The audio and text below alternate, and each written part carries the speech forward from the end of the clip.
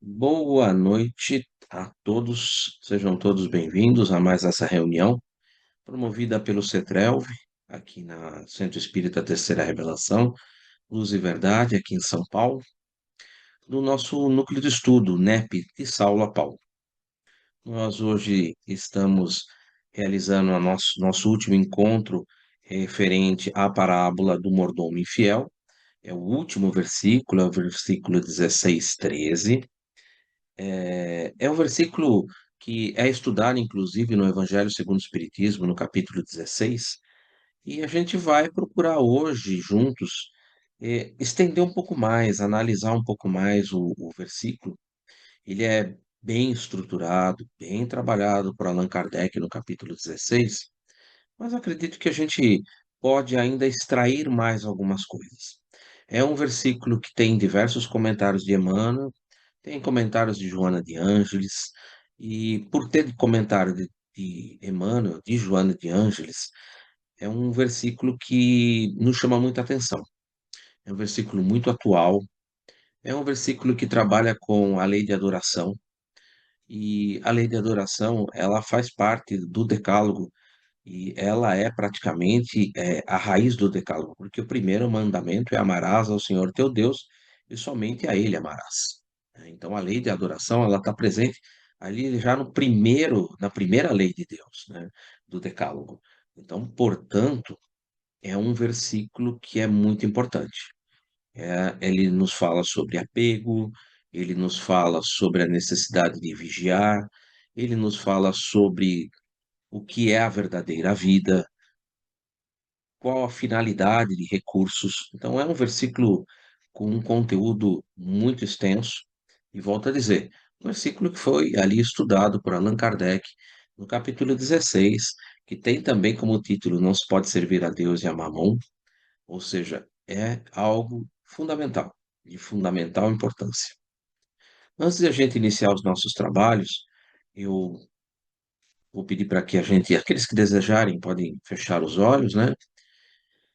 Pedindo a espiritualidade amiga, aos benfeitores espirituais que nos acompanham, que estão sempre conosco, que possam nos inspirar, que possam nos intuir, a fim de que nós possamos fazer reflexões sobre o Evangelho do Cristo. Que essas reflexões não sejam apenas palavras, não sejam apenas um estudo de palavras, um estudo verborrágico de palavras que não terão uma utilidade, mas que esse estudo nos leve a reflexões, reflexões e que nos façam mudar as nossas atitudes, a fim de que nós possamos realmente aproveitar essa encarnação e construir, edificar o reino de Deus em nossos corações. A edificação é pessoal, intransferível e será exatamente aquilo que Jesus nos pontua a cada um segundo suas obras. Mas ao falar isso também, Jesus nos diz que somos todos irmãos e que aquele irmão que se encontra um pouco mais avançado tem por obrigação perante o seu irmão ajudá-lo na ascensão, ajudá-lo na subida. Deus ajuda a criatura através da criatura. Que nós possamos ser então esses braços de Deus, essas mãos do Criador, a auxiliar e a amparar a todos nós, um ajudando os outros, pois ninguém faz nada sozinho. E assim, construiremos em nossos corações o reino de Deus e poderemos estar um dia mais próximos do nosso Pai Criador. Agradecidos então a toda a espiritualidade amiga, aos benfeitores que nos assistem, ao mentor desse trabalho, aos mentores individuais de cada um, a Deus, pela possibilidade de estabelecer essa aliança através do seu hausto divino, do fluido cósmico universal, que nós possamos, através dessa aliança, dessa corrente, estabelecer pensamentos e estudos e aprimoramentos em sua lei. E assim, agradecidos, iniciaremos os nossos trabalhos de estudos do Núcleo de Estudos e Pesquisas de Saulo a Paulo, com a prece que o próprio Mestre Jesus nos ensinou. Pai nosso que estais nos céus, santificado seja o vosso nome, venha a nós o vosso reino, seja feita a vossa vontade, assim na terra como no céu. O pão nosso de cada dia nos dai hoje. Perdoe as nossas dívidas, assim como nós perdoamos os nossos devedores. E não nos introduzas na tentação, mas livra-nos, Senhor, de todo o mal, que assim seja, graças a Deus, graças ao Mestre Jesus. Bom, gente, vamos hoje ver se a gente consegue finalizar o capítulo 16, né, o versículo 16, 13. Vamos estudar esse versículo juntos. E convido a todos nesse final de semana, principalmente o nosso grupo de WhatsApp vai estar aberto, né? Para colocar ali o que, que a gente deseja estudar a partir da próxima terça-feira, não dessa terça, a próxima na outra, né? Nossos estudos são sempre quinzenais, né? Então hoje é dia 5, será dia 19, né? Dia 19 de agosto, a gente vai iniciar ali alguma coisa, algum estudo novo, né? Que vocês vão escolher e a gente com prazer vai juntos aí estudar esse versículo. Há 15 dias atrás, nós estudamos bastante o 16:12. E não vos torneis, se não vos, se não vos tornardes fiéis no alheio, quem vos dará o que é vosso? E a gente percebeu ali que esse alheio, na verdade, é tudo aquilo que é de Deus que nos é confiado. E eu até trabalhei um pouco sobre os ensinos que são nos apresentados pela doutrina espírita, em que Allan Kardec nos apresenta que a prova da riqueza, ela é uma prova mais difícil. E, portanto, a prova da pobreza, ela vem antes. E por isso mesmo, se nós analisarmos, até fizemos algumas análises com referência à parábola dos talentos, nós vimos que aqueles que estavam mais desenvolvidos, ou que seja, já tinham se desenvolvido um pouco mais, se dava 5 talentos, aqueles que estavam no meio do caminho, dava-se 3, e aquele que estava iniciando, começando o trabalho ali, dava-se 1 talento. Então, realmente, se começa com pouco para depois ir dando mais, colocando mais recursos à disposição. A gente primeiro precisa aprender a construir e edificar o reino de Deus com as coisas do mundo, com aquilo que é alheio, com aquilo que é de Deus, e que Ele nos concede para que a gente possa praticar a caridade, seja a indulgência, o perdão das ofensas, e a benevolência, né, para com todos, né? Que é a expressão da caridade, segundo Jesus, e quando a gente consegue administrar bem os bens que nos fomos confiados, aí nós vamos ter condições de começar a administrar aquilo que é nosso, aquilo que é a nossa construção pessoal, aquilo que nós vamos ali ter e nós possuímos, exatamente porque, gente, nós somos, de certa maneira, filhos de Deus.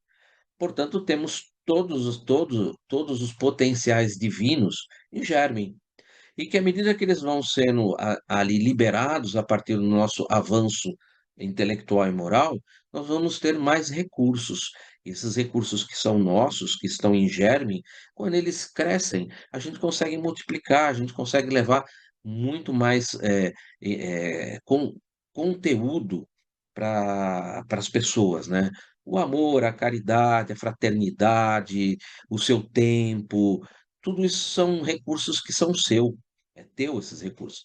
E que você começa a utilizá-los, começa a multiplicá-los a partir do momento que você já tem vou usar uma palavra comum aqui em São Paulo, né, na minha área, né, que é o traquejo, né? Você já tem o traquejo com a coisa material, fica muito mais fácil agora você começar a entender e a trabalhar com as coisas espirituais, com as coisas que pertencem ao espírito, são as suas posses. Fizemos uma certa reflexão sobre a parábola das 10 virgens, sobre o azeite, né, que ilumina, né, a candeia, né, brilha a vossa luz, diante dos homens para que vejam as vossas boas obras. Só que para poder brilhar a luz você precisa queimar, você precisa dar algo de si, que ali simboliza o azeite, né? Então, por isso que aquelas que possuíam o azeite, que tinham já edificado alguma coisa dentro de si, já tinham conseguido construir desenvolvimento moral e que, portanto, já tinham condições de, dado o que era delas, a candeia delas não se apagava, porque elas tinham já essa posse. Das outras não, elas viviam ainda do azeite alheio, viviam do alheio. E por isso mesmo que acabou, elas foram pedir, inclusive, para as outras, e as outras falaram, não podemos dar. Você tem que comprar esse azeite. Comprar esse azeite quer dizer, olha, isso ainda é prática do mundo. Não dá para você entrar junto com ali simbolizando Jesus, não dá para você entrar pela porta, passar pela porta estreita, né? Enquanto ainda você está patinando no mundo, ainda enquanto você está preferindo muitas vezes entrar pela porta larga, deixando a porta estreita de lado, caindo muitas vezes em tentação e assim sucessivamente. Então, essa foi mais ou menos um esboço geral que eu gosto de fazer nesses primeiros 10 minutos, para a gente lembrar mais ou menos aonde a gente estava caminhando, né? Para que a gente pudesse hoje realmente adentrar ao versículo 16, 13, que ele tem o seguinte tema, né? Nenhum servo doméstico pode servir a dois senhores, pois ou odiará a um e amará o outro, ou se apegará a um e desprezará o outro. E aí encerra-se com aquilo que é magistral, né, e que é tratado por Allan Kardec no capítulo 16. Não podeis servir a Deus e a Mamon. Bom, vamos começar a fazer uma análise,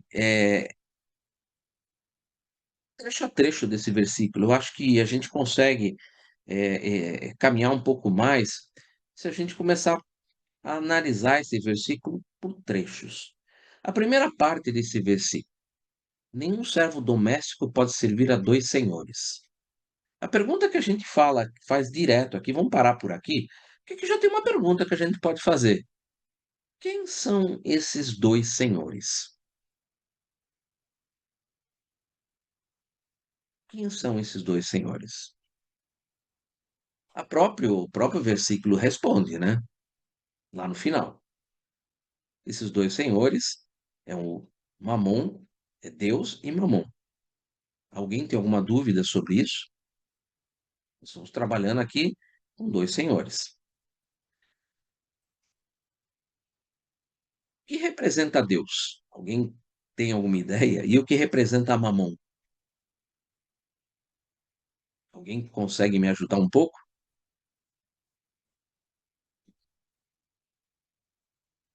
Eu não queria fazer um monólogo por isso. O Deus, né, vai ser representado aí nas coisas espirituais, né, seria os bens espirituais, e a Mamon, no meu entendimento, seria as coisas materiais, né, seria aí o lado espiritual e matéria. E por que que Mamon, ele, para nós ainda ele é tão forte? Por que que a gente ainda tem tantos problemas? Por que que a gente muitas vezes cai na tentação de fazer oração dominical? Não nos deixeis cair na tentação, mas livrai-nos do mal. Por que que a gente ainda dá preferência por Mamon? Qual seria, que que so- será, o que que seria isso? Será que tem alguma coisa que realmente nos force a isso? Será que nós nascemos predestinados a isso? Ou o que que vocês podem me ajudar? Vamos conversar um pouco. Eu vejo aí, é interessante essa pergunta aí. Eu costumo ver essas coisas assim, porque quando a gente está muito matéria, e a gente tem aquela necessidade de pegar, de tocar, de ver, de sentir, a gente se apega mais a esse lado. Sem esquecendo que o lado espiritual, que é o lado mais humano, que seria o lado mais astral, esse que nós temos condições de levar para o plano espiritual, a gente não consegue viver o lado espiritual na matéria. Por isso a gente tem esse apego mais a mamon. É aquele negócio que o Chico fala, né? Que é sobre o desejo, é um cachorrão enorme, que a gente corre, mais doido que ele nos alcança. Eu vejo por esse lado, né? Boa noite.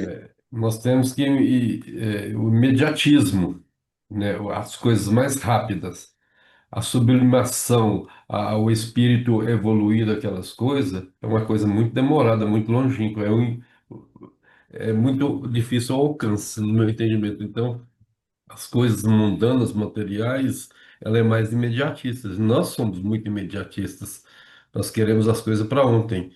Então não adianta eu querer a coisa para daqui 100 anos, daqui 10 encarnações, daqui 1000 encarnações. Aí não sabe nem se vai existir essa tal encarnação mesmo. Então assim, por isso que nós ainda ficamos presos à matéria, porque é o que é palpável, o que é reticente, que está presenciando, está vivenciando. Então, não adianta você ficar preso a uma coisa que ainda vai vir, ainda não sei quando, então fica assim uma coisa indefinida. Boa noite. Boa noite, Henrique. Boa boa noite. Para mim, Mamon significa o nosso orgulho e egoísmo. A gente se leva por isso. Então, o lado espiritual, nosso crescente, é nos encaminharmos a Deus para sair desse mamão, o orgulho e o egoísmo.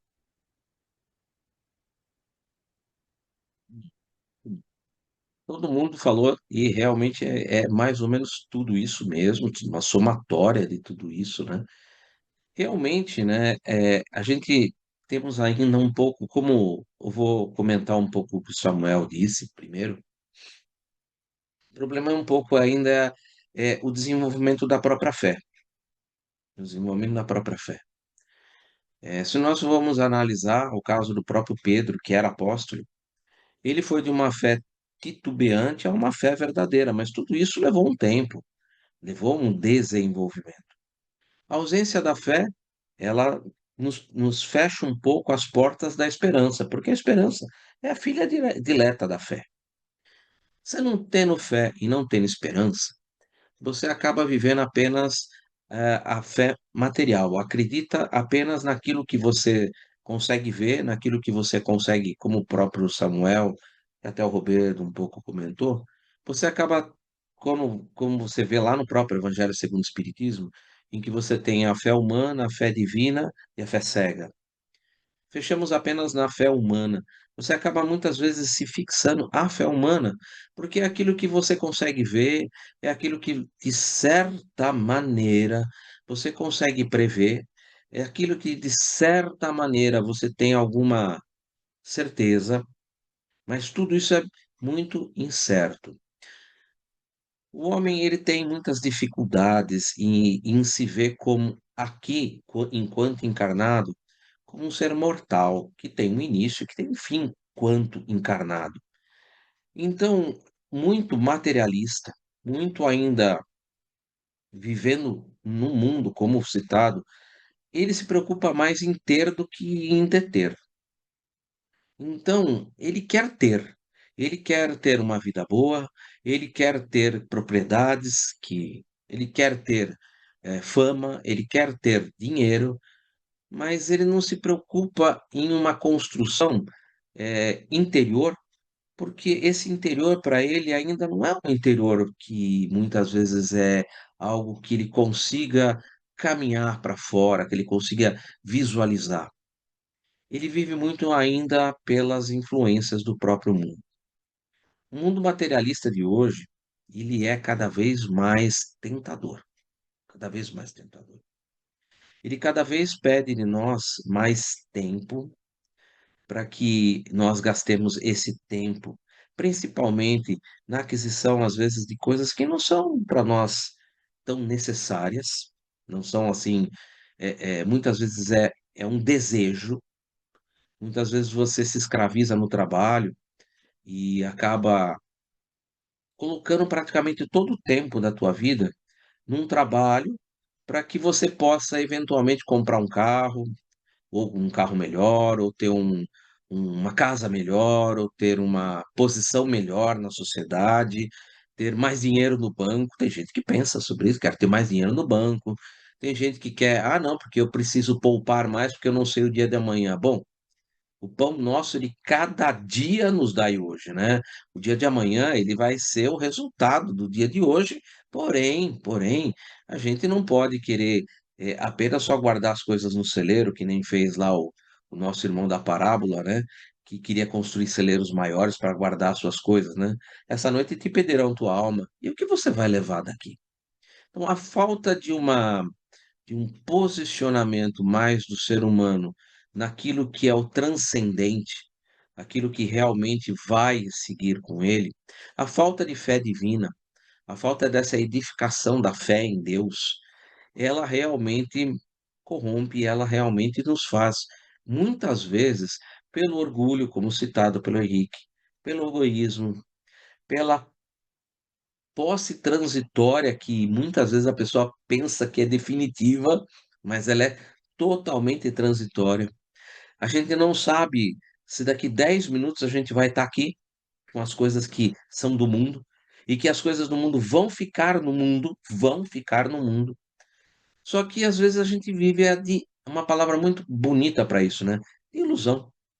É uma tremenda ilusão. Bonito é que a gente pode, como nós espíritas, e tendo a primeira revelação, viver no mundo, tendo Jesus nos apresentando Deus como soberanamente justo e bom, Deus amoroso, Pai. A doutrina espírita nos apresentando um mundo espiritual, como é a vida no mundo espiritual. Todas essas três revelações juntas, elas nos abrem esse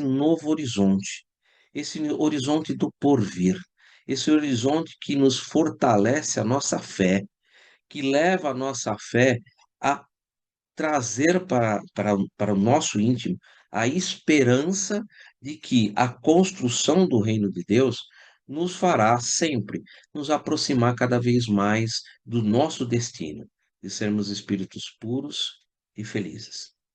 Muitas vezes a ausência da ideia do que é uma felicidade. Muitas vezes a gente tem uma ideia muito tosca de felicidade e a gente vamos dizer assim, como é que eu poderia dizer? Acaba confundindo felicidade com alegria. E felicidade não é alegria. Alegria tem dicotômico, tem contrário. Alegria, ela tem o contrário que é tristeza. A felicidade não existe contrário para a felicidade. Você pode negar a felicidade, colocando o prefixo in. Eu sou infeliz, eu nego. Eu tenho possibilidade de ser feliz, mas eu nego essa felicidade eu mesmo. Eu sou infeliz, porque não existe contrário para a felicidade. Agora, para a alegria, existe contrário, tristeza. E, portanto, elas no mundo, elas oscilam. Ora eu estou alegre, ora eu estou triste. Quando eu fico vivendo as coisas e me apego às coisas do mundo, sem me preocupar com a transcendência, sem me preocupar com realmente aquilo que é importante, aquilo que é necessário para mim, como espírito imortal, reconhecendo-me como espírito imortal e me apegando às coisas do mundo, eu fico variando entre alegria e tristeza, alegria e tristeza. Ora eu tenho alguma coisa, de repente não tenho mais, fico triste, aí eu me proponho a trabalhar mais, a me esforçar mais, a me escravizar mais pelos bens materiais. Eu consigo aquilo que eu quero, aí eu olho para o vizinho tem uma melhor, eu queria ter uma BMW, o vizinho comprou uma Ferrari, agora não quero mais a Ferrari, estou triste, vou me escravizar mais ainda pelo dinheiro, porque agora eu quero comprar uma Ferrari, e aí eu acabo me escravizando. Então, o mamon, a riqueza no mundo, quando ela não bem cultivada, ela sempre nos escraviza. Ela sempre vai pedir de nós o afastamento da nossa família. A gente vai acabar deixando a família de lado. A gente vai acabar deixando os prazeres mais importantes da nossa vida, que é estar junto daqueles que a gente ama e poder, pelos momentos que a gente está aqui vivendo, poder abraçar, poder beijar, poder conversar, poder se aproximar, trocar palavras, trocar amorosidade, sentir-se bem com as pessoas, viver bem com as pessoas, praticar caridade, segundo Jesus, benevolência, indulgência e perdão. Tudo isso são oportunidades que nós temos para exercitar e construir o que é nosso, no nosso íntimo, no nosso coração, que é onde o reino de Deus se edifica. Mas muitas vezes, levado principalmente pelas tentações do mundo, a gente acaba muitas vezes caindo. Dentro do próprio colégio apostólico, nós temos ali a presença do nosso irmão, Judas, né? Que movido ali pela tentação, né? Ele acaba até traindo Jesus. Traindo entre aspas, né? Porque ele tinha uma intenção de que ele achava que com a posse dos bens do mundo, com a posse do dinheiro, ele podia, de certa maneira, movimentar recursos, movimentar valores e podia elevar Jesus como um conquistador, como um rei. E a ideia do Cristo não era essa. A ideia do Cristo era de mostrar que o mundo, na verdade, é uma escola e que todos os bens materiais são uma escola para que você possa praticar a caridade por excelência, para que você possa realmente construir o que é seu e possa usar esse azeite para fazer com que essa luz brilhe, ilumine a todos que estão à tua volta, que ela possa ser colocada no candeeiro, né? E possa realmente trazer luz para todos nós. Então, a ideia realmente de não se pode servir a Deus e a Mamon, ela está muito vinculada à fé, à esperança, ela está muito vinculada exatamente ao que vocês falaram, o apego excessivo aos bens materiais, às paixões inferiores, à vaidade, ao orgulho, ao egoísmo. Tudo isso aí nasce da onde? Nasce de um ponto importante que muitas vezes a gente não consegue perceber muito, porque é muito no nosso íntimo, é algo que a gente tem que viver, que está lá bem no íntimo do nosso ego, né? Que é o nosso interesse pessoal. Enquanto nós tivermos um interesse pessoal, a gente não consegue ver qualquer outra pessoa à nossa volta como sendo o nosso irmão perante Deus, porque existe um interesse pessoal, existe algo que te coloca você acima daqueles que estão à sua volta. E, na verdade, todos nós somos filhos de Deus. Estamos todos aqui caminhando como a sermos espíritos puros e felizes. É um processo, e é um processo em que nós devemos nos auxiliar, porque Deus ajudou a criatura através da criatura. Essa primeira parte, eu escrevi alguma coisa, eu vou colocar para vocês, e aí a gente vai dar sequência para estudar o restante. Só um segundinho, que eu já vou compartilhar aqui.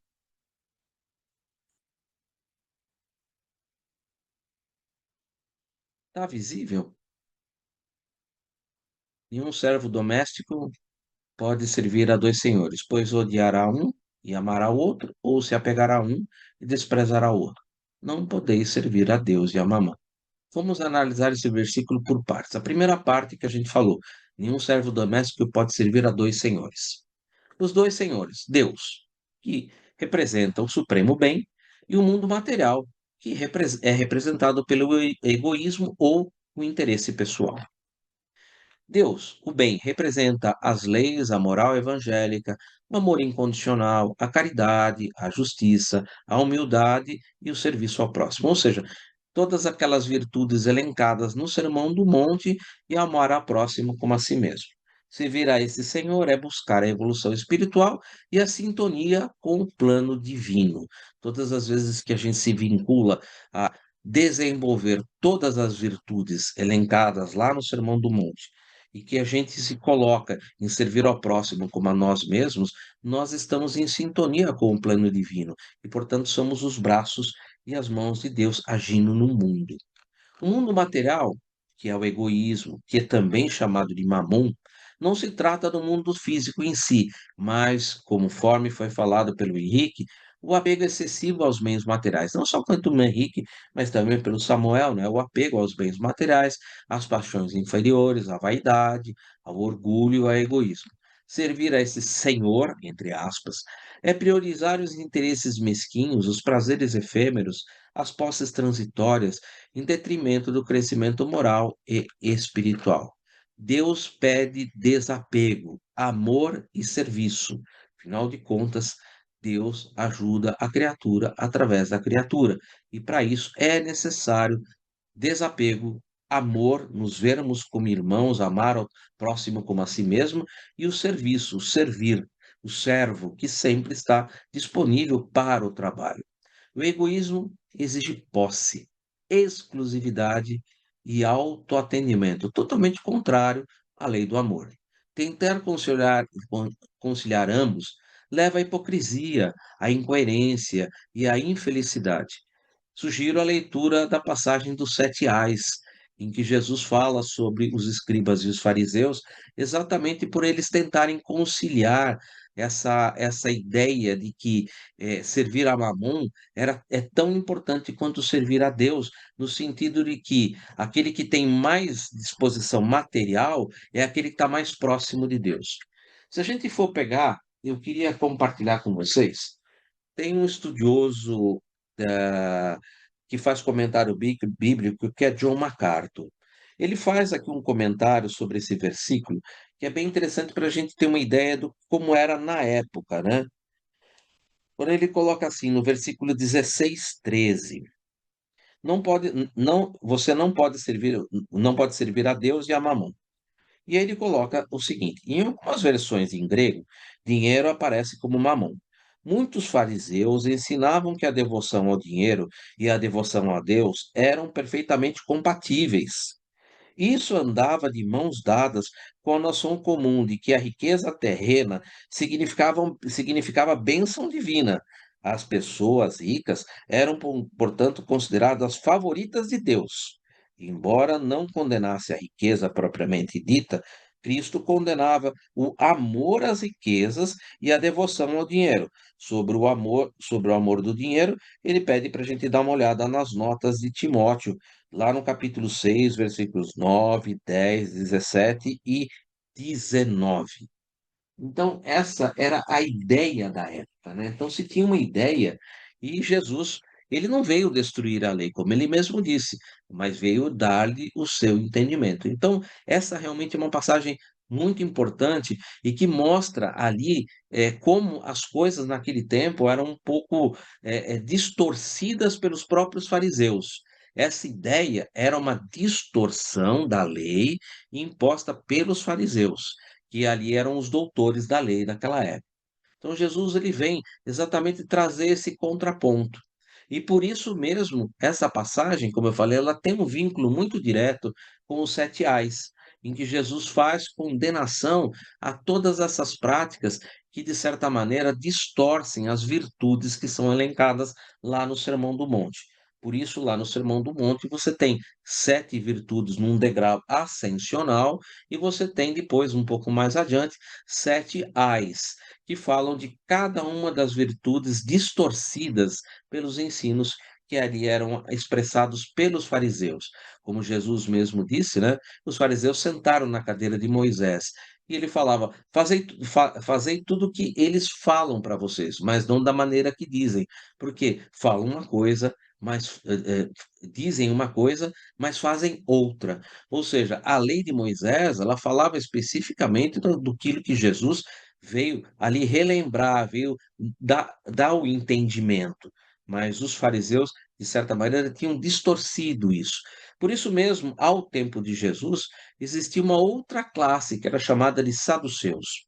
Os saduceus, que compunham parte do sinédrio, eram as pessoas ricas da região de Jerusalém, daquela região de Jerusalém. Elas não tinham ali um aprofundamento na lei, elas se consideravam os escolhidos de Deus porque tinham muitas posses. E por isso mesmo, por terem muitas posses e por terem se considerarem os escolhidos por Deus, ocupavam postos dentro do sinédrio, dentro do conjunto dos anciões que compunham o sinédrio. E Jesus vem nos chamar a atenção sobre isso. Essa linha dos saduceus, foi fundada por Sadoc, ela não foi muito além ali dos primeiros anos, após a morte de Jesus. Aquilo acabou com a própria diáspora, né, que foi em 70 ali, quando o templo foi destruído, quando os judeus se espalharam pelo mundo, essa linha dos saduceus, ela perdeu força e acabou por deixando de existir, porque ela era realmente radicalmente contra aos próprios princípios que a lei de Moisés ali apresentava. Era uma distorção que estava presente no momento em que Jesus esteve junto de nós. Em nossa jornada evolutiva, chega um ponto em que o espírito precisa definir a sua prioridade. Enquanto viver oscilando entre dois senhores, o progresso será lento e doloroso. Essa escolha é um exercício do nosso livre-arbítrio. Deus nos dá a liberdade de escolher, mas também nos adverte sobre as consequências. Servir a Deus, o bem, traz paz, felicidade duradoura. Servir ao egoísmo traz dor, sofrimento e atraso espiritual. Lei de causa e efeito aplicada. Curiosamente, ao servir a Deus, que se traduz em amar e seguir as suas leis, o espírito não se escraviza, mas se liberta. Liberta-se das amarras do egoísmo, das paixões do sofrimento, das paixões, do sofrimento causado pela ignorância e pela imperfeição. É uma servidão que conduz à verdadeira liberdade e felicidade. Que beleza, né? Se a gente realmente se fortalecesse nisso, né, seria algo muito importante para todos nós. Eu não quero dizer aqui que a gente deva desprezar o mamão, desprezar o dinheiro, mas que a gente deva utilizá-lo, porque se a gente não aprender a usar o dinheiro de maneira correta, de servir com o dinheiro, de construir, como fizeram ali na parábola dos talentos, a gente realmente vai ter muitas dificuldades. Lembre-se que aquele que recebeu um talento e que devolveu o mesmo talento para Jesus, ele foi duramente penalizado por Jesus e Jesus lhe deu uma advertência que é uma advertência para nós mesmos.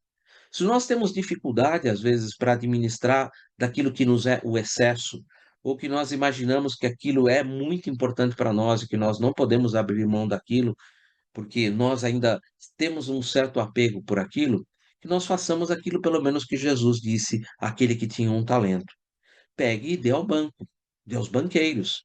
Por quê? Porque os banqueiros vão pegar aquilo que você não tem condições de administrar com perfeição, você mesmo, e vai utilizar aquilo para que possa gerar recursos, para que possa financiar as commodities, para que possa financiar a indústria, para que possa financiar a construção civil e vai te pagar um determinado juros, que é aquilo que Jesus fala para ele: "Por que que você não entregou isso para os banqueiros e quando eu viesse pedir contas, você me devolvia pelo menos os juros daquilo que você ainda estava com dificuldade para porque você não encontrou campo para trabalhar, ou o valor era pequeno e você não tinha como, vamos dizer assim, gestar uma empresa, gestar uma produção agrícola, era um valor pequeno e que você não conseguia gestar grandes coisas, mas que você poderia confiar ao banco que junto com mais um monte de pequenos podia gestar um negócio, podia, trabalhar na construção civil, poderia, edificar escolas, edificar, saneamento básico, ou seja, você poderia colocar esse pouco que você tinha a serviço do banco, que ia juntar o pouco de muitos e ia construir alguma coisa. Então, Jesus não recrimina você de pegar aquilo que você tem e que você é pouco para você administrar uma empresa, gerar um negócio, mas que você coloque isso sempre a serviço.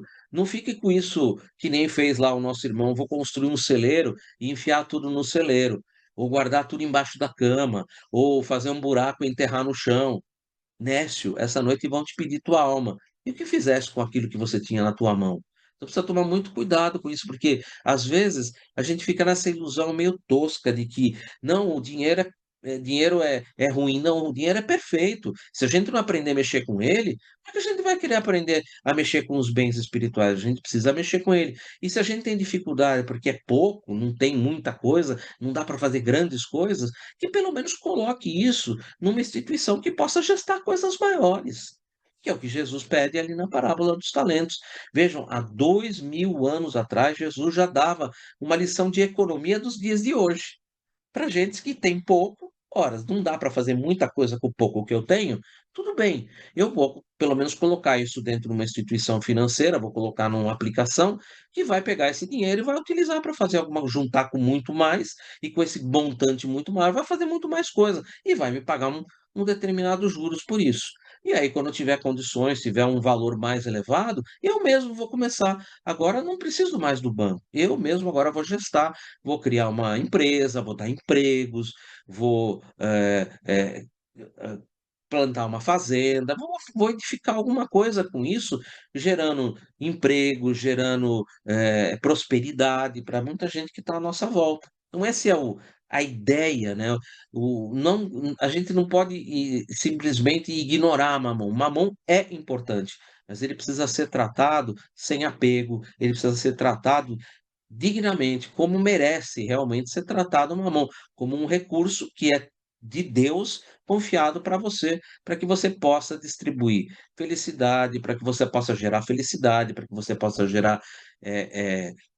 gerar bons frutos para todas as pessoas, que você possa fazer com que as pessoas se sintam dignas. Então, isso daí é muito importante a gente sempre. Ao servir ao egoísmo e ao materialismo, o espírito se torna um escravo de suas paixões e do sofrimento que elas geram, que é a lei da adoração, que é aquilo que eu falei, né? Tudo aquilo que você adora, você se escraviza. Se você adora fumar, você se escraviza pelo fumo, se escraviza pelo vício. Se você adora beber, você se escraviza pelo vício da bebida. Se você adora o dinheiro e quer cada vez mais a posse do dinheiro, ele te escraviza, te afasta da família, como eu já comentei, te afasta de tudo que está à sua volta, né? Então a gente precisa tomar muito cuidado, porque isso está diretamente ligado à lei de adoração, que é a primeira lei que está lá no Decálogo. Vou dar andamento para a segunda parte, para que a gente possa depois abrir para a gente conversar um pouco. Pois odiará a um e amará o outro, ou se apegará a um e desprezará o outro. Esse trecho complementa a ideia de que a lealdade não pode ser dividida. Jesus está explicando que, na prática, a tentativa de servir a dois mestres com propósitos conflitantes, Deus, bem e o mundo, que é o egoísmo, levará inevitavelmente a uma escolha inconsciente ou consciente, manifestada pelos sentimentos e atitudes opostas. Vamos analisar por partes a fim de melhorar o nosso entendimento. Odiará um e amará o outro. Isso vem um pouco, principalmente, aquilo que foi estudado por Allan Kardec lá no Evangelho segundo o Espiritismo, que a palavra odiar, na verdade, né, como, vamos dizer assim, o hebraico, o aramaico, ele não tinha muitas palavras que expressavam amar mais, amar menos, dar um maior valor para isso, dar um menor valor para aquilo. Ele sempre se valia de expressões muito fortes. Odiar e amar, elas tinham esse sentido, em que o odiar poderia ser levado a uma condição de que você ama menos do que o outro, ou que você tem um sentimento, um apego maior por esse do que pelo outro. Ou seja, eram expressões muito fortes, mas que tinham um entendimento que precisava ser um pouco mais abrangente. Allan Kardec fala muito sobre isso lá no Evangelho segundo o Espiritismo, quando ele estuda a moral estranha, a polarização dos sentimentos.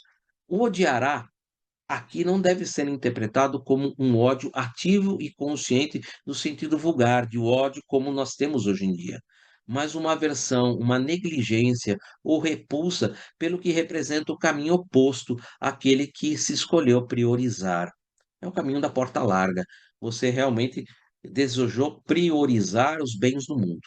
Deixou de lado a, a sua imortalidade, você quer viver o período mortal do ser humano, nascer e morrer, você você deseja dar a isso uma prioridade muito maior.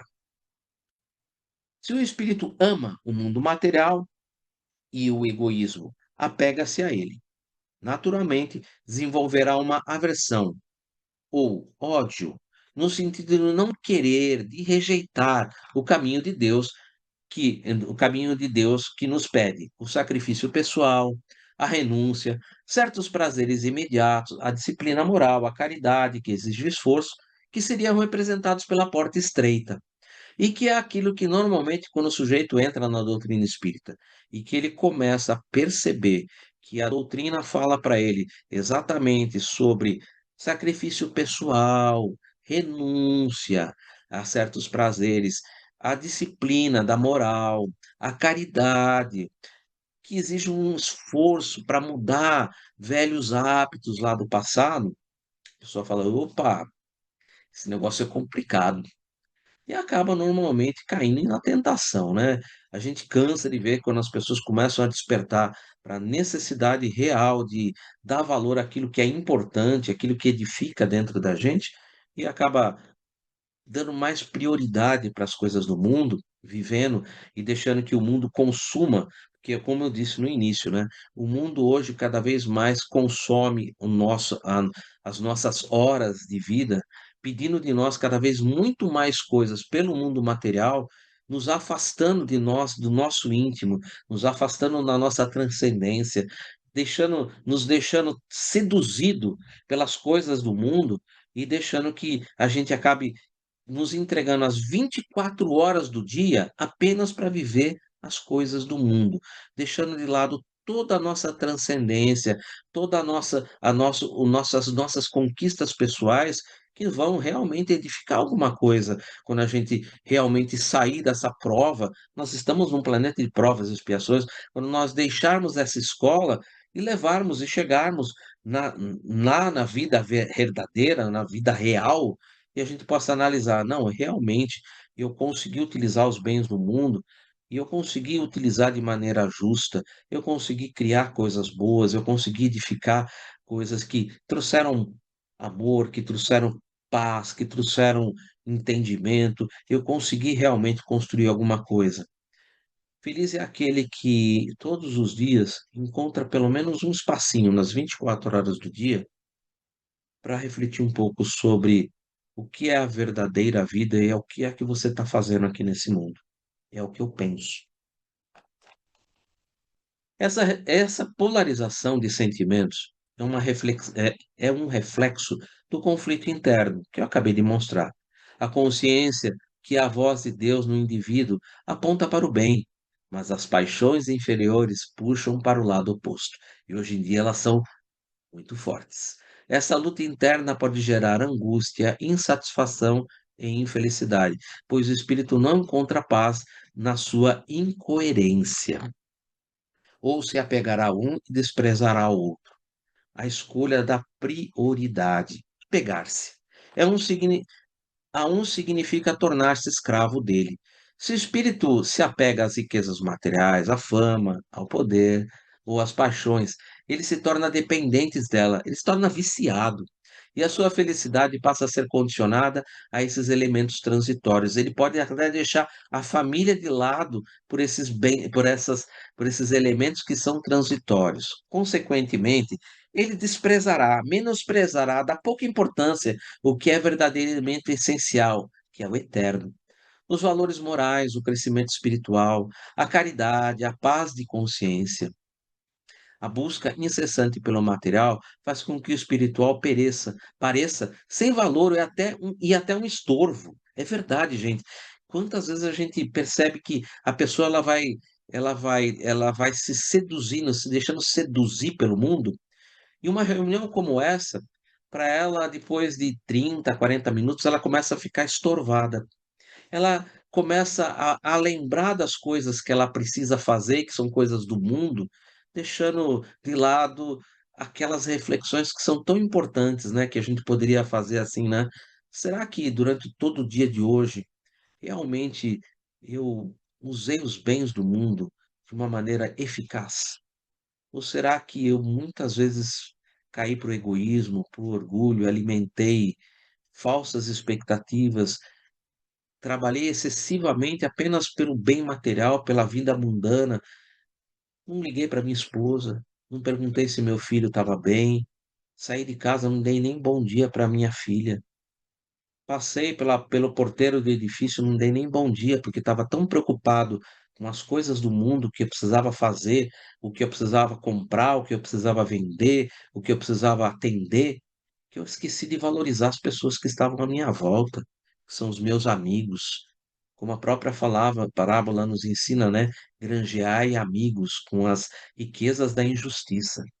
Será que eu granjeei amigo? Ou a parábola foi apenas um exercício de palavras?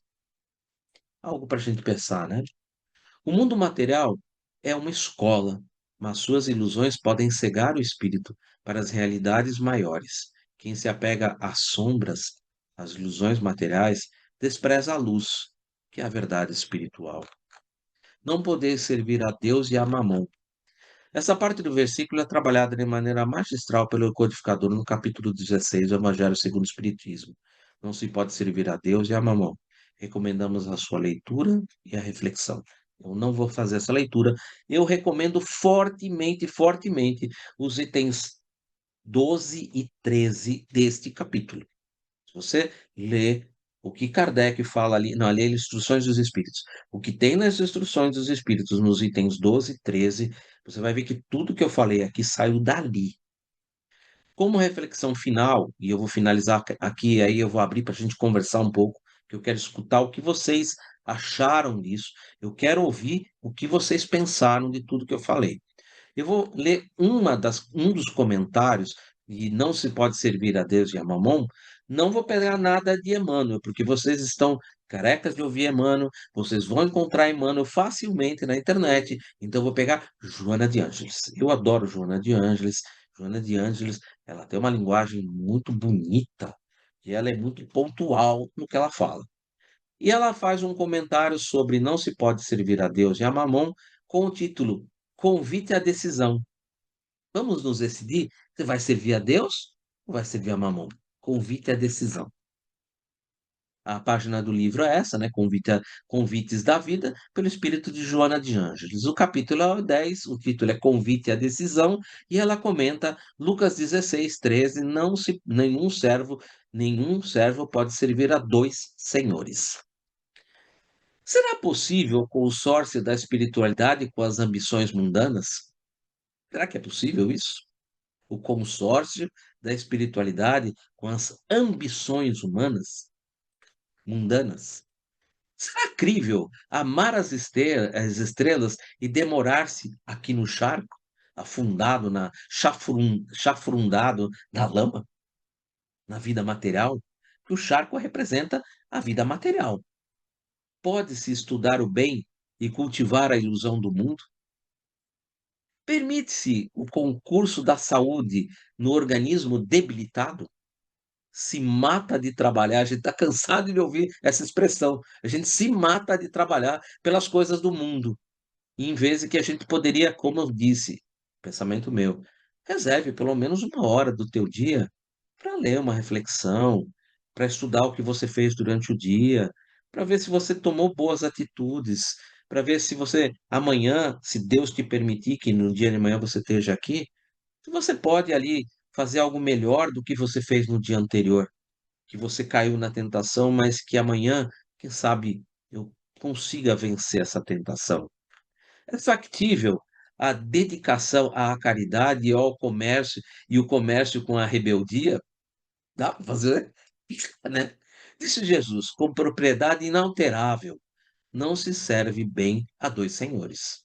Sem dúvida, não nos encontramos diante da necessidade de se construir comunidades novas em que a ajoriza ao Valoriza quer dizer sentimento de profunda antipatia, aversão ou repulsa por algo ou por alguém. Comunidades novas em que a aversão ou a repulsa por algo ou alguém se patenteie pela fuga aos cometimentos. Percebem que a linguagem de Joana às vezes é um pouco mais densa, né? E quando tem alguma palavra meio complexa, eu normalmente coloco para quebrar o galho, tá? A fuga aos cometimentos humanos. Não estamos diante de uma imposição, não estamos diante de uma imposição para que se edifiquem células quistosas no organismo social, em que os seus membros se transformem em marginais da vida contemporânea.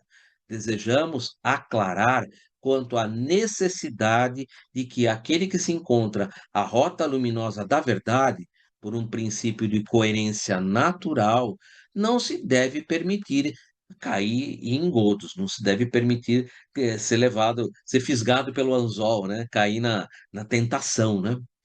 Desde que não se podem coadunar, viver juntos, realidades que se contrapõem, tu que conheces os objetivos da vida, deves permitir fixações ou posições falsas que já deverias ter abandonado a benefício da paz interior, enquanto conivindo com atitudes dúbias, navegando no mar das indecisões, estará na crista e nas baixadas das ondas e das dúvidas sobre as contingências das posições emocionais em atropelo. Ou seja, você vai estar sempre num mar que fica oscilando entre o bem e o mal, o bem e o mal, o bem e o mal. Você fica nessa oscilação, e quem fica na oscilação não cresce, não cresce.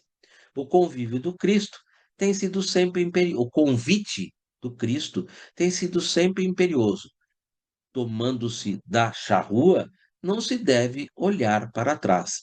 Ou seja, como colocou, né? Aquele que põe a mão na charrua não olha para trás. Por quê? Ele está sempre olhando para frente o que ele pode fazer de melhor. O que que eu posso agora fazer melhor? É aquilo que eu comentei, né? Que, puxa vida, num período de 24 horas, por que não pegar um pequeno período de tempo, às vezes meia hora, uma hora, para você ver o que você pode fazer amanhã de melhor? Desde que amanhã exista, desde que Deus te permita estar aqui na terra amanhã, graças a Deus, em tudo dai graças, porque essa é a vontade de Deus, mas que amanhã, eu estando aqui, eu tenha a possibilidade de olhar para frente e ver o que eu posso fazer de melhor, o que eu posso edificar, o que eu posso construir. Diante do desejo da retificação, marchar para o bem e não tornar ao pecado. Ou seja, não olhar para trás e voltar com. Não, espera aí que ficou ali um pedacinho, vou voltar lá que eu quero pegar aquele pedacinho para mim, né? Deixa as coisas do mundo no mundo, pelo amor de Deus. Imprescindível, decidas o que desejas da vida, como conduzires a vida, qual a ideia que fazes da vida e, por fim, marcha na direção da vida, que venhas a eleger como rota para a verdadeira vida. Bonito, né, esse parágrafo. Imprescindível decidas. O que desejas da vida? O que você deseja da tua vida? Como você quer conduzir a tua vida? Você quer deixa a vida me levar ou você quer conduzir a vida? Você quer realmente, você está no controle da tua vida para que você possa fazer o caminho mais curto para chegar até Deus. Qual a ideia que faz da vida? O que que você imagina? A vida começa no berço, termina no túmulo? Então viva a vida material. Agora, se você tem a ideia da transcendência, a tua fé já te enaltece a esperança, então qual a ideia que você faz da vida? E, por fim, marcha na direção da vida que venhas a eleger. Aquilo que você desejou, aquilo que você tem, você está na mão, está na posse da charrua, vamos à frente, né? Eleja como rota a verdadeira vida. E a mensagem final, né? Que também quem será o administrador fiel e prudente? A resposta, após todo esse estudo, nós já sabemos a resposta, mas Jesus oferece a ela completa na parábola do servo vigilante. Sugiro a leitura de Lucas 12:35 a 12:48. Apenas lembrando um pedacinho dessa passagem, né? Os servos que alimentam não são os que recebem por parte do Senhor as bênçãos e os bens que são do Senhor. Bens do Senhor, por exemplo, fé, esperança, eu tanto falei, disciplina, aprendizado. Os servos que já dispõem destes bens devem alimentar as pessoas com esses bens. São aqueles que já têm os 5 talentos lá da parábola, né? A pergunta que devo fazer para mim mesmo: que tipo de alimento estou dando para o próximo? Qual é a natureza desse alimento que eu estou dando?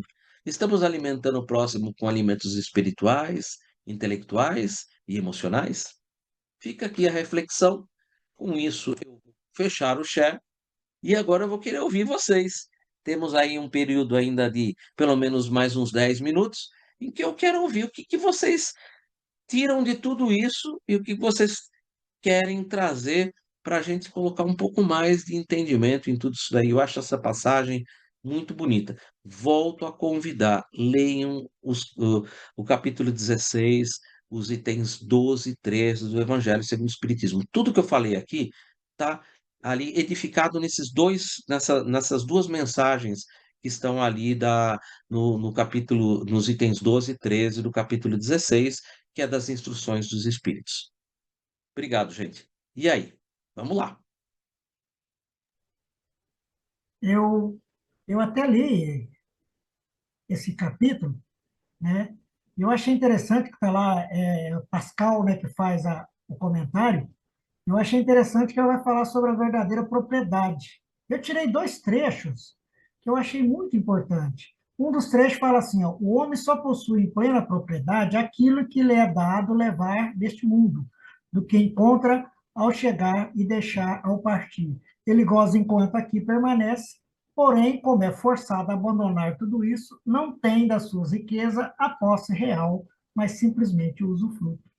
Então, eu achei interessante isso daí, porque, segundo Pascal, que realmente nós possuímos plena propriedade é aquilo que nós podemos levar deste mundo. né? Pois que, se acumulamos bens materiais, não vamos levar. Isso nós já sabemos que nós não vamos levar bens materiais. Eu costumo dizer que caixão, ele não tem gaveta, né? E funerária não tem reboque. E por sermos forçados a abandonar todos os bens adquiridos, incluindo o corpo, né, físico, não temos das riquezas a posse real, fazemos apenas usufruto de tudo isso. Em um mineirês mais contundente, né, tomamos emprestado e depois nós temos que devolver. Essa é uma das visões que eu achei muito importante lá, né? E o outro versículozinho aqui, quem é então que lhe possui? Nada do que é de uso do corpo, tudo que é de uso da alma, a inteligência, os conhecimentos, as qualidades morais. Eu deduzi que a inteligência é para saber fazer escolhas, o conhecimento com os estudos da lei de Deus e a qualidade moral na colocação da prática, né? Então, isso que eu achei interessante nesse. Realmente, ele ainda tem mais coisas que ele coloca lá dentro, mas eu achei importante essas duas passagens. Porque uma vez que a gente está na Terra, igual foi dito aí, que eu até anotei aqui também, tudo que você estava falando aí, realmente, a gente está vivendo no campo mais do Amamu, não no sentido material, mas o Amamu no sentido espiritual também. É o que mais a gente está vivendo, buscando esses conceitos de ideias, que igual o próprio Samuel falou de imediatismo, né, que a gente se preocupa muito com esse lado material, com esse lado que a gente pode receber na hora, né? É como um Pix, né? Vai depósito bem na hora. E a gente então aprendeu com isso, né? A gente quer tudo rápido. E como o lado espiritual, igual o Samuel mesmo disse, né? Que leva-se um tempo para ser adquirido, então a gente se ficou muito nisso. Mas eu achei muito bem, muito bom, inclusive essa passagem da Dona Joana de Ângeles, e aonde ela nos cobra isso, né? Com essas perguntas fantásticas, né? Eu até anotei que o livro para mim depois ler essa página, porque é interessante essa pergunta. O que eu estou escolhendo para a minha vida? O que eu quero para ela? Eu estou servindo a Deus ou estou servindo a Mamon? Em que ponto eu posso servir a Deus? E que ponto eu posso servir também a Mamon com responsabilidade, com coerência, com sabedoria, com ensinamento, né? E ensinar as outras pessoas, que é muito mais importante, eu acho, que uma vez que você adquire esses conceitos, aí eu vou usar o que você mesmo disse sobre a parábolas, né? Uma vez que você tem desses conceitos, você tem a obrigação, o direito e o dever de passar para essas pessoas, mesmo que elas não peguem, mas que você tem que passar isso, né? Não conviver com o que está errado, entre aspas, que eu também não acredito em erro, mas não conviver o que não está certo no momento, para que a gente possa seguir esse caminho nessa direção perfeita que é esse mundinho nosso, né? E eu achei muito importante. É aí que eu vi, que eu estudei lá essa parte de função de casa, foi aí então que eu tirei esse movimento. Peguei lá um complemento e acabei, né, se diz, bebendo a água da fonte das coisas maravilhosas que foi dito aí, certo? É isso aí. Bredo, obrigado pela colaboração. Que bom, bacana. É isso aí. Juliana, por favor, sinta-se à vontade. Boa noite, obrigada. Eu queria, na verdade, falar em voz alta mesmo para tentar organizar o pensamento. Essa dualidade, né, que a gente está colocando de servir, se a gente traz essa dualidade também entre estar vivendo na Terra e estar desencarnado. Né? Às vezes parece que a gente tem uma impressão, eu estou encarnada, então assim, eu estou sujeita a energias, eu não sou bem eu mesma aqui agora, né? Enfim, tive o esquecimento de tudo que já vivi, de tudo que já aprendi. Então, quando eu chegar lá, eu vou poder fazer uma revisão de tudo e vou ver quem eu realmente sou, né? Então, eu acho que às vezes a gente tem esse distanciamento da gente mesmo na vida quando a gente acha que as nossas capacidades elas não podem ser acessadas enquanto presentes, né, nessa vida que Deus nos dá. E eu acho que esse é um exercício difícil, pelo menos para mim, me sentir inteira na vida, né? E não só imaginar que vai ser melhor no futuro, né? Que eu vou estar no meio de gente do bem, não só de gente que traz dor, que gente que machuca. né? Então, esse Mamon e Deus, eu acho que a gente deveria tentar. Não estou dizendo unir, porque a gente está falando exatamente o oposto, né? Nesse aprendizado, mas só um outro ponto de vista. A gente precisa tentar integrar um pouco isso no nosso dia a dia, porque senão vai passar tudo correndo e você vai deixar, fica postergando isso, né? Sem poder viver esses talentos, mesmo com a nossa mínima capacidade, né? Que a gente tem aqui hoje. Eu não sei se eu acho que, ou talvez eu tenha ficado um pouco confusa, eu não sei se deu para entender bem o que eu estou pensando. O que você acha? Juliana, realmente eu entendi perfeitamente. Eu diria para você que eu também faço dessa forma. Eu faço com as coisas pequenas, não dá para fazer as coisas grandes. Eu ainda caio muitas vezes, eu ainda sou seduzido pelo mundo, eu ainda caio muitas vezes em tentação, mesmo às vezes dizendo, puxa vida, já caí, não vou cair mais, passa um tempo e eu caio de novo. Juliana, é um aprendizado. Nós estamos no ensino fundamental, tá? Essa escola que nós estamos, que é de provas e expiações, ela vem logo após o mundo primitivo, é um ensino fundamental. Nós ainda somos muito, como você mesmo disse, muito seduzidos pelo mundo, porque enquanto estamos lá no mundo espiritual, nós lá vivemos em padrões vibratórios, ou seja, dentro de um mesmo padrão vibratório, que é o seu, você vai ter os semelhantes que vão estar à sua volta. Por isso mesmo que existem, eu vou usar entre aspas a palavra lugares, porque elas não determinam especificamente um lugar, mas um estado de vibratório. Por exemplo, o umbral é um estado vibratório em que aqueles que estão passando por remorso se encontram ali concentrados. Por exemplo, estado de trevas é um, entre aspas, local em que aqueles que se encontram voltados especificamente para a prática do mal se encontram ali agregados. Pessoas que já possuem um desenvolvimento moral e intelectual razoável se encontram em cidades espirituais. Um exemplo, nosso lar. São centenas de cidades espirituais que existem nessa região que fica ali próximo do término da região de Umbralina, né, que eles consideram a região umbralina.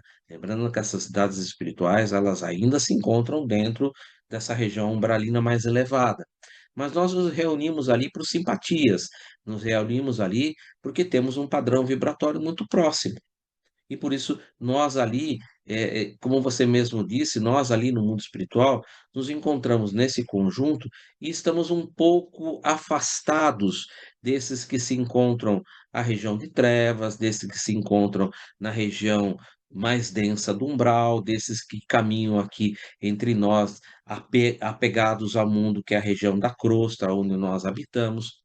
Só que quando nós encarnamos aqui, nós, além de vivermos com todos os outros que encarnam dessas outras regiões e que estão aqui para aprendizado, que estão aqui exatamente para burilar o seu espírito e poder avançar para os estágios maiores, ou seja, além de ter encarnados de todas essas regiões convivendo conosco, nós estamos cercados por uma nuvem de testemunhas, ou seja, temos aqui também a presença de espíritos desencarnados, tanto das regiões de trevas quanto da região que estão aqui à nossa volta, que são os apegados no mundo e que muitas vezes estão nos obsediando, que é a região de crosta, como também da região de umbral, que estão aqui entre nós, todos entre nós. E como falava o apóstolo Paulo, né? Estamos mergulhados numa nuvem de testemunhas. Estamos aqui exatamente para exercitar, para colocar à prova aquilo que lá no mundo espiritual a gente promete e que a gente estuda e que a gente vai fazer e que a gente vai dar conta. Só que quando chega aqui, realmente, pelo esquecimento, pela dádiva do esquecimento, que é uma misericórdia divina, tá? Porque permite que a gente se reúna com familiares que muitas vezes foram nossos algozes, para que a gente possa ali retificar o passado e ir adiante. Então, o esquecimento é fundamental, ele é fundamental, mas permite que a gente possa provar para nós mesmos. É um trabalho nosso. Juliana, é pouco a pouco, medida por medida. E vou te dizer, caio muitas vezes. Caio muitas vezes. Mas é cair e levantar e continuar. Cair, levantar e continuar. Cair, levantar e continuar. E sempre que possível, lembrar que a gente não está sozinho no mundo.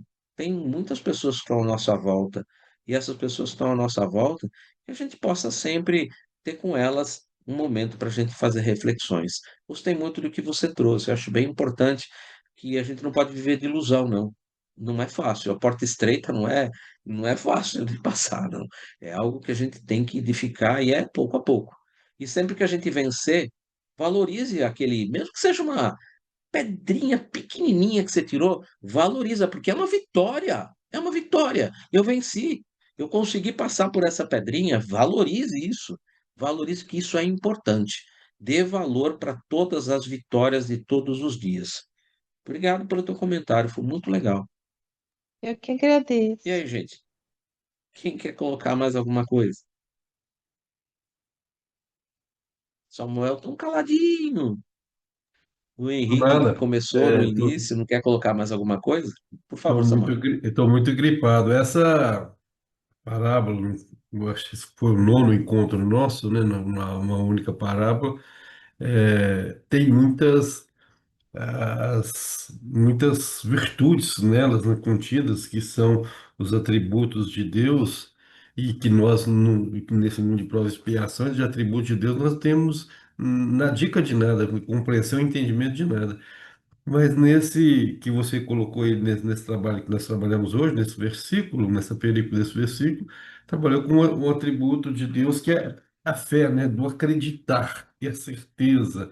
Então, quer dizer, o que nos falta ainda, eu lembro de uma fala de Simão Pedro, falou assim, se esse tal de reencarnação não existir, não vai levar uma manta danada. Ou seja, que eu estou levando, acreditando nisso e tal.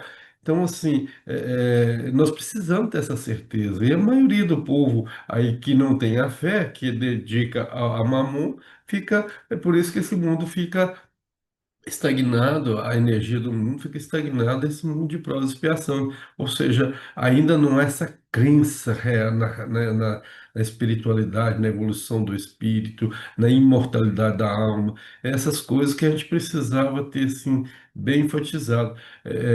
Eu creio assim, que, levando em conta que cada reencarnação você gasta aí uns 200 anos para cada reencarnação, nós estamos na primeira reencarnação, no máximo na segunda reencarnação, depois da terceira revelação espírita.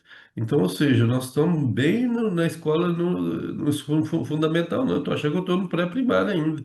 Então, assim, eu estou iniciando mesmo na caminhada, e aí a gente precisa trabalhar. Isso que você falou com a Juliana, é cada tropeçozinho que você consegue levantar e verificar que você errou e reparou seu erro, é uma vitória e você tem que vibrar por isso. É essa que é a certeza que a gente tem que levar.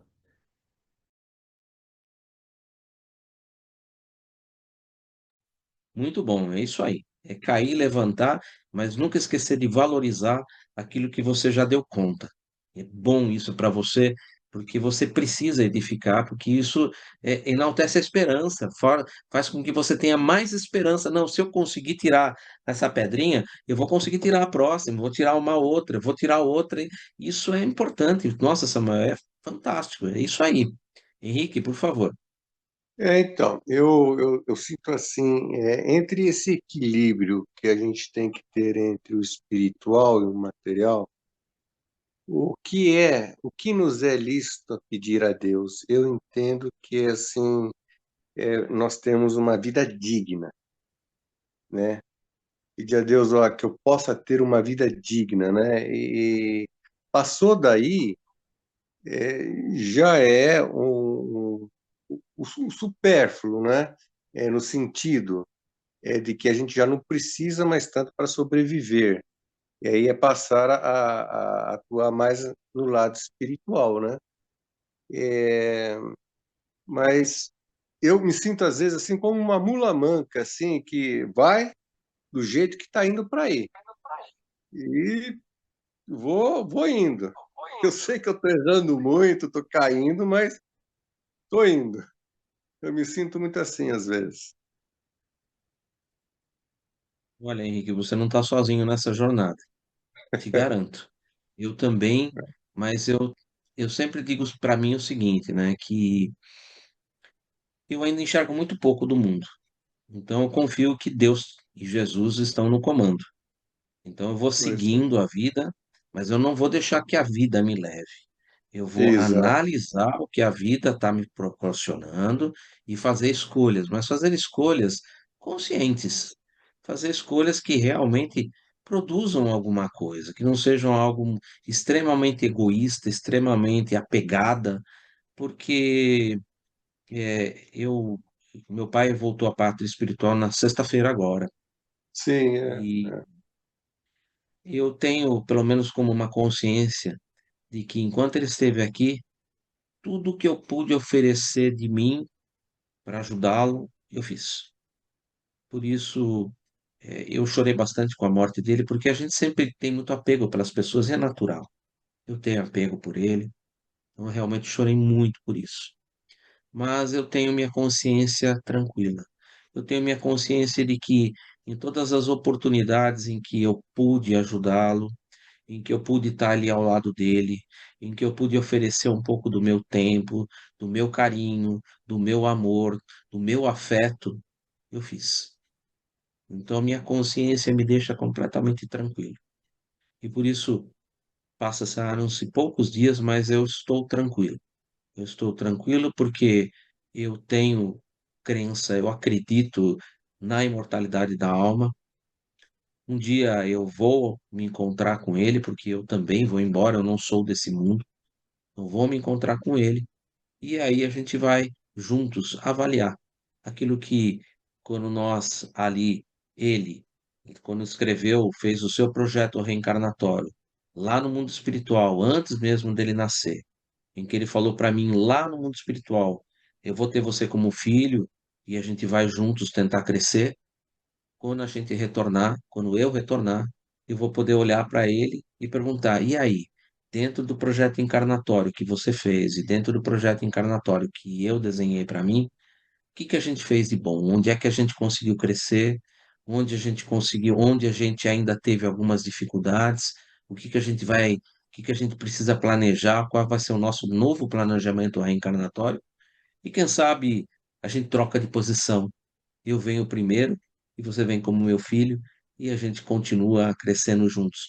Porque as famílias espirituais normalmente elas normalmente são ali consequências naturais. Muitas vezes a gente troca de posições ou agrega outros que vêm junto conosco, mas é um projeto reencarnatório de grande alcance. E que muitas vezes não estão só ligados àqueles que estão no mundo espiritual, mas aqueles que também estão encarnados. É algo que para nós ainda é um pouco difícil de a gente imaginar, tanto que a gente vê nas obras de André Luiz, principalmente naquela obra lá que é que fala da reencarnação de Segismundo, que é esqueci o nome da obra. Existe um ministério da reencarnação. É um ministério que cuida disso. E ali a gente vê a providência divina, como ela atua, né? E a providência divina são espíritos de alta hierarquia que têm ali uma visão espiritual muito mais ampla do que a nossa, tem uma possibilidade de agregar e de ver valores que nós ainda nem sequer notamos, né? E que por isso mesmo eles nos ajudam, né? Nesses projetos reencarnatórios. Mas muito, muito bem lembrado, Henrique. É isso mesmo, é um projeto, é uma vida, é algo que a gente vai construindo, e como o Samuel, vou usar as palavras do Samuel, né? A gente ainda estamos começando, estamos no ensino fundamental, mas vamos valorizar até mesmo as pequenininhas pedras que a gente vence, como uma dessas, né? Que nós estamos aqui em plena terça-feira, às praticamente 9h20 da noite, falando do Evangelho de Jesus, estudando um pouco do Evangelho de Jesus, não só por uma questão de estudo, mas para que a gente possa entender e, principalmente, sempre que tiver a oportunidade, colocar em prática. Colocar em prática. Não só, como eu falei no início dos nossos trabalhos, encerrando hoje, não só um monte de palavras, uma verborragia, um estudo de linguística, não. O fundamental é, pelo menos aquilo que você conseguiu entender, aquilo que te tocou no seu coração, tenta colocar pelo menos isso em prática. E se você conseguiu fazer alguma coisa que realmente movimentou o bem, movimentou a caridade, a benevolência, a indulgência, o perdão, que realmente movimentou algo que edifique luz no mundo, valorize isso. Que bom conseguir. E se fortaleça para algo maior. Eu acho que Amém. com isso a gente consegue encerrar os nossos estudos de hoje, desse versículo, encerrar o estudo da parábola do administrador infiel. Eu acho que foi uma parábola muito interessante, falou para nós de muita coisa, nós envolvemos muitas outras parábolas, né, que estão todas interligadas a essa parábola. E eu queria convidar a quem pudesse, aqui do nosso grupo, fazer a prece de encerramento e convidando a já ir pensando nesse final de semana que é que nós vamos estudar daqui 15 dias. Fica aqui o convite. Quem pode fazer para a gente a prece de encerramento, por favor?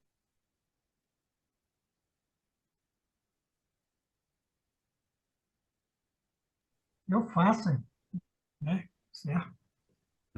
Então, vamos levar o nosso pensamento ao Mestre Jesus, agradecer a Ele essa oportunidade que Ele sempre nos dá, nessas terças-feiras, né, com esses estudos do seu Evangelho, a qual nós absorvemos os seus ensinamentos e pedimos eles que nos dê força para que a gente possa colocar em prática, que é a parte mais importante de tudo. Dai-nos força, Senhor, pelas nossas fraquezas, pelas nossas quedas, sustentando-nos nas pequenas vitórias, para que nós possamos alcançar os nossos objetivos.